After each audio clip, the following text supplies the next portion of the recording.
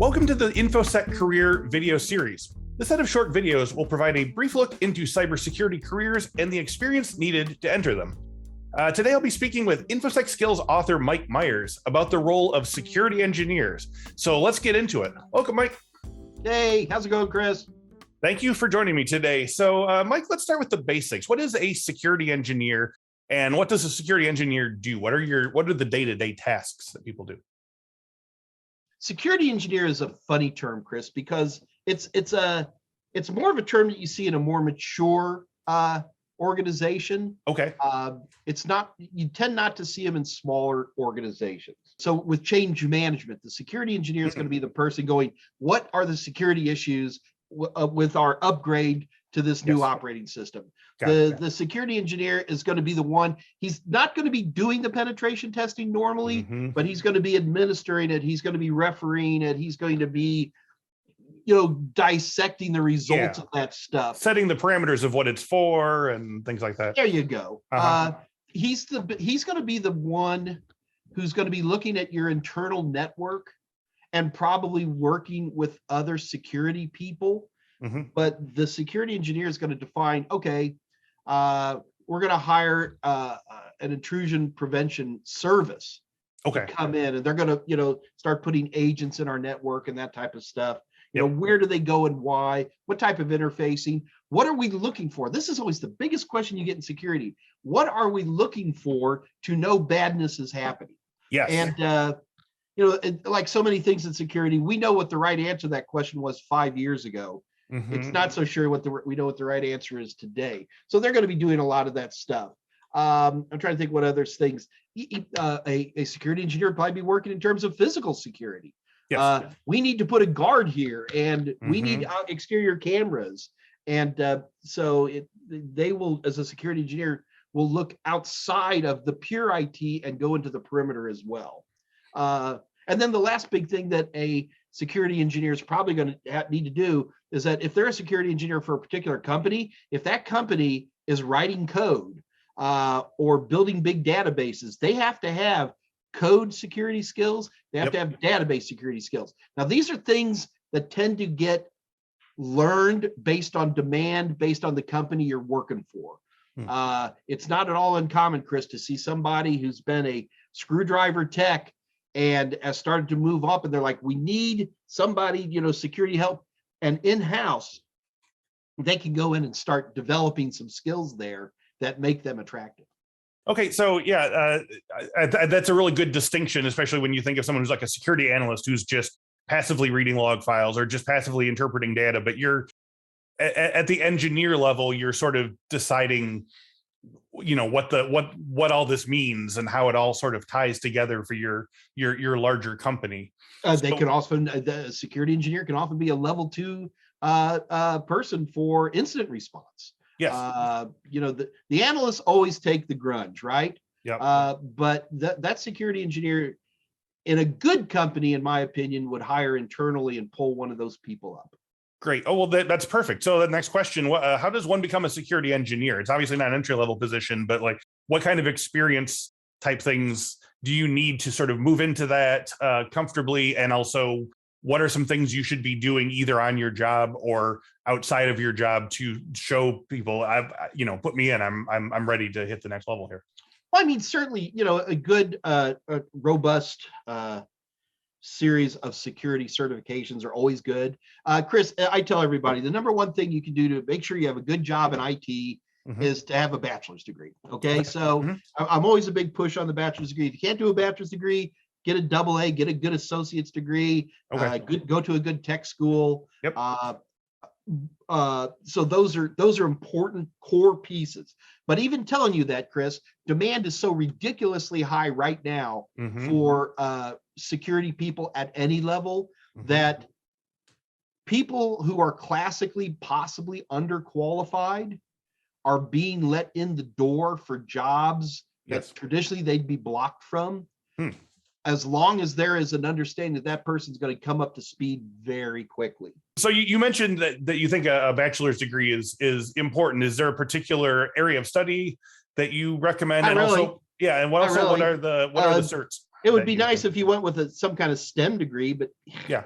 I got to tell you, even fine arts people are getting in. But in terms of certifications, you'd probably be looking more at your security analyst type certifications. CompTIA is doing an amazing job providing core security skill sets that can be challenged via their certifications. Yes. Security Plus, CASP, CYSA, and maybe Pen Test have all proven themselves. It's certainly bang for the buck. Are very, very attractive certifications these days, and definitely a place I would go. I'd start in that direction. So moving aside from academic or certification requirements, what are some soft skills that security engineers need to do their job well? Well, security engineers deal with a lot of people. And as a security engineer, they're dealing with their analysts. They're going to be dealing with network engineers. They're going to be dealing with administrators. They're going to be dealing with governance folks. They're going to, I mean, I can just keep going, audit. It goes on and on. So good communication skills are so important. And because we're nerds, that's literally the hardest thing we have. That is, I know lots of nerds. Because you're interfacing with people who aren't tech nerds, I imagine, a lot of the time. And so you need to explain what you need from your C-suite or from your finance department or from other people in the company without using the sort of insider jargon. Well, and that's the trick, right? Because usually when I'm talking to somebody about technology, I pick 3 different levels, right? There's what I call the 10,000 feet cloud and boxes level. There you go. There's the give me enough facts because I've got to make a decision kind of level. And there's the let's dismantle it and, peel all the insulation off. Poke every single piece of it. Yeah. So, and so as a security engineer, you have to be good at all 3 of those. So where do security engineers work? Are there, it sounds like they're kind of everywhere, but you said that it's kind of like a mid-level or higher, like where, if you're looking to be or higher, your little mom and pops, little, small offices are not going to have network engineers. They can't afford them. Security engineers. They can't afford them. So invariably what'll happen is as an organization begins to grow, they reach a point, usually because of a negative incident that took place, that makes them recognize that they need somebody who's more of the security moniker. Keep in mind, security engineer is usually the first full-time security person to show up in any enterprise. Before that, you got nobody. But after that, that's where you start seeing, security architects. That's where you start seeing chief information security officers, that type of stuff. But it's the security engineer who tends to come in first, which is kind of cool because a lot of times as a security engineer, you have the ability to set the tone of the organization. And once an organization has a security, I call it tone. What's their attitude on security? Yes. Those are things that get very hard to change in an organization. So you have a substantial amount of power, especially coming into a new organization that is looking to, for the first time, organize their security infrastructure properly. Now, when you say mom and pop organizations can't afford a security engineer, do you mean that security engineers generally have a higher level of income, or that a mom and pop organization doesn't necessarily have enough yet for a security engineer to do in terms of? I think a little column A and a little column B there. Okay. You got to keep in mind, Chris, that managed security providers, like for my cloud stuff, I don't do any of the IDS work or any of that. I pay somebody, $25 a month. Yeah. And I don't know who this I could look it up for you and tell you, but if we actually have a denial of service attack or something like that, that's who I'm paying. Now, there's a certain point where if my company got bigger and bigger and we had our internal data centers and stuff like that, then I would start looking towards a security engineer. But early on, they're going to be working.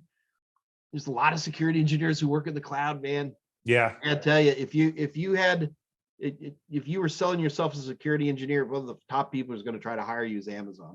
So what are some common tools that security engineers, whether they're proprietary or open source, like what do you need to sort of have a handle on to do this job well? I don't think I could really list any particular, you need to be able to work with a number 2 Phillips screwdriver. No, I'm kidding. But no, there's not anything really there. It's what you come into your brain, and then you start to like stuff.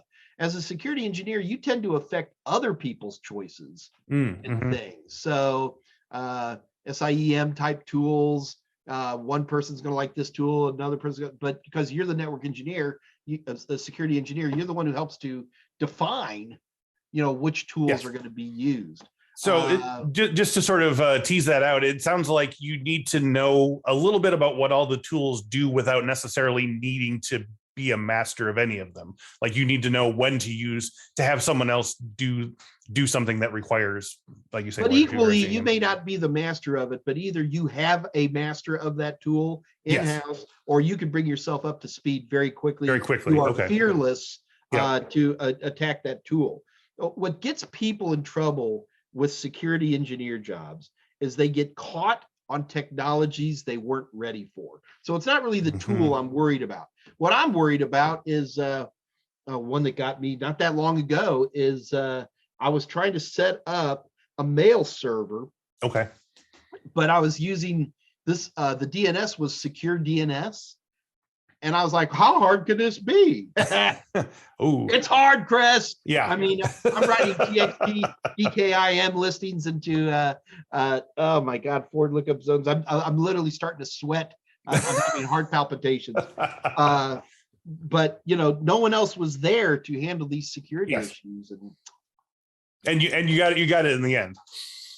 Yeah, but I didn't know any tools. Do you understand? Right. Yes. I understood how DNS works. I understood how email works. Right. And then it was a matter of, I didn't even know that there was a tool that allowed me to pre-align DKIM settings for secure DNS servers. Aha. So it still comes down to problem solving ultimately.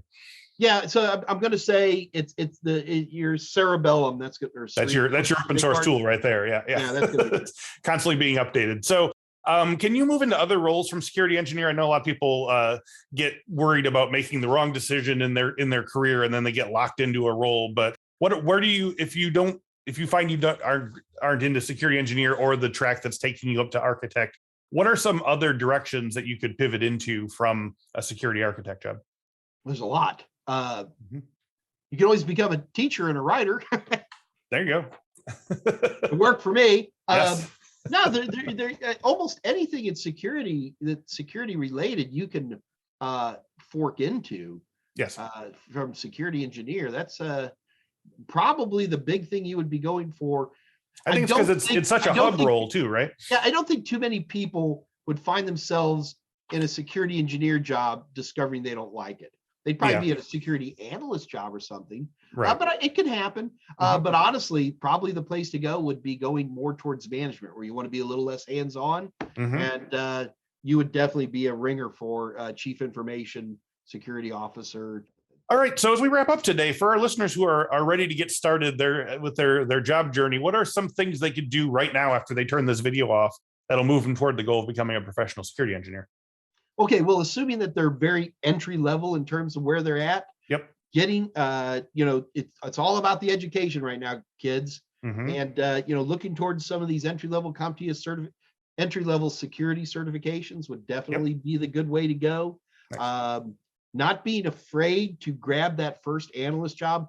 Look, a lot of these security analyst jobs are not very exciting, and it's the midnight till 8 a.m. shift. Yeah. And you can't do it from home. You got to drive to some building and stuff like that. And that can be a little bit irritating. But if you want to talk about the building blocks, those would be the things to do. And security analyst, you can go from zero, nobody, nothing to security analyst these days at a very, very attractive way to go. Okay. And that's sounds like a probably fairly quick ramp up time, especially if you're good at problem solving. A few months. Yeah. Nice. All right. Well, Mike Myers, thank you for your time and insights today. This was really fun and exciting. Always glad to help out with the Infosec folks. There, Chris, feel free to give me a holler anytime. And all you guys listening out there, get out there. These are exciting times to be in IT and IT security. Get out there, get to work, man. It's the most important thing we can do. And what I'm hoping is our post-COVID environment is we all got to get back to work. Chris, get back to work, man. I'm going to get back to work in just a moment. Before I say thank you to everyone watching this episode. If you would like to know more about other cybersecurity job roles, please check out the rest of Infosec's career video series. We'll talk to you next time.